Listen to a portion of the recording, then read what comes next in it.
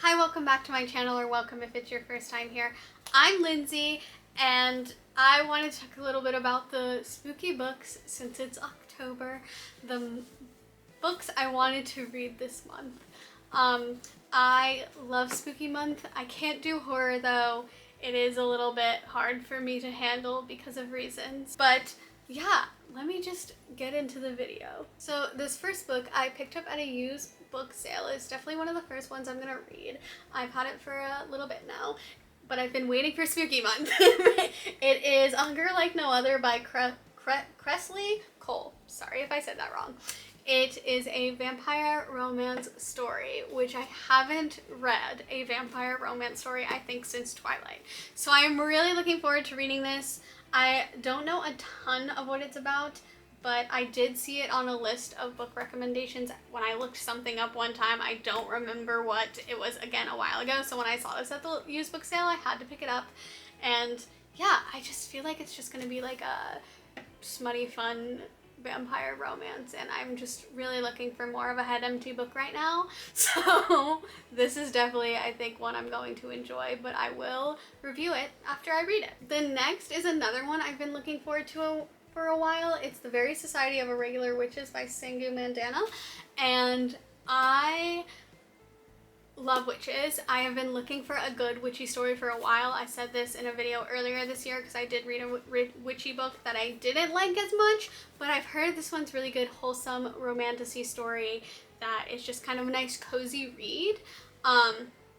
It says on the back, a warm and uplifting novel about an isolated witch whose opportunity to embrace a quirky new family, sorry, I blanked for a second, and a new love changes the course of her life. That sounds right up my alley. I very much cannot wait to read this. I think this is going to be the first book I read, but yeah, this is perfect for spooky month, and again, I am looking for like a head empty read or a cozier read, so both those books are kind of perfect for what I'm looking for right now, and just definitely perfect for spooky month. The rest of these books I don't own. I've seen on Libby and might look for like physically at the library, but I don't know how easy it'll be to get these, especially the ones on Libby, because it is spooky month and I have a feeling a lot of people are looking for these reads.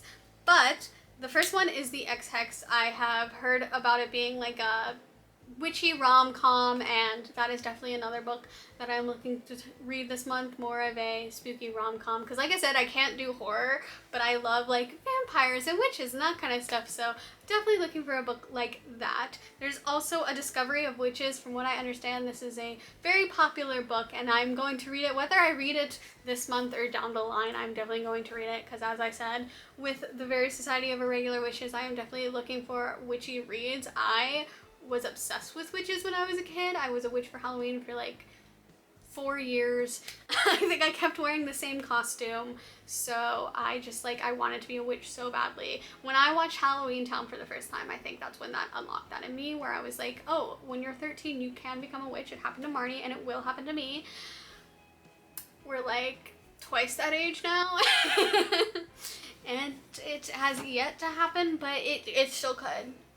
The next one is My Roommate is a Vampire. It looks like another spooky rom-com about vampires. This is another thing, like, I am very intrigued. I don't want to be a vampire, but they have very much intrigued me for a long time. I think like vampire stories, I am a bit more drawn to that, even though I haven't read a vampire romance since Twilight. I like Asterion, and he's a vampire, okay? So I just think vampires are so neat, and I love vampire stories, so a vampire rom-com, again, right up my alley, and I'm hoping to be able to read this. This is another one where if I don't get it on Libby now, or if I can't find it as a library or something, I'm definitely still gonna read it down the line. I think all of these books are on my like Storygraph TBR, but so hopefully I get to them someday. It's very long. It's very long. There's hundreds of books on there. Like, I'm thinking like 700 books on there. It's fine, it's normal, it's fine. The next one's another vampire book. It's The Coldest Girl in Coal Town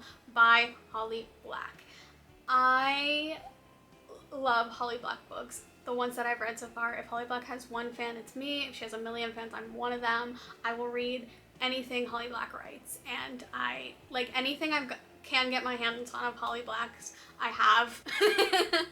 And I am hoping to continue to do that. So again, this is another one I'm definitely going to read down the line because I am on a quest to read everything Polly Black, but it looks like more, like less spooky, more like a YA type vampire girl story.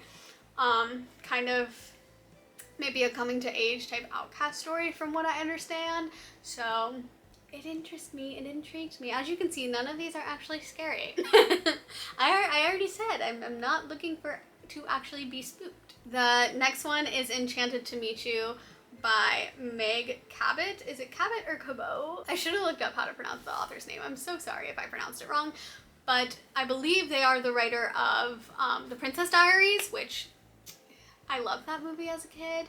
I still haven't read the book, and I do plan on reading the book someday. But it is another, I believe, witchy rom-com. There's a theme here. It's not like the adult books I have that have smut. It looks like it's more YA and just cute.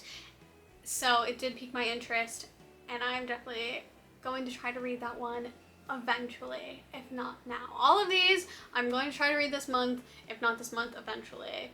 Finally, I am getting out Hoopla, so give me a second.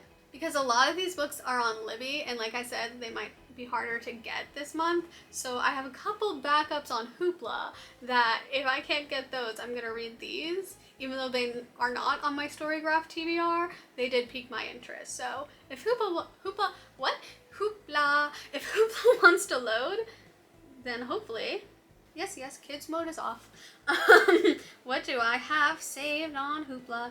So I have a few vampire books.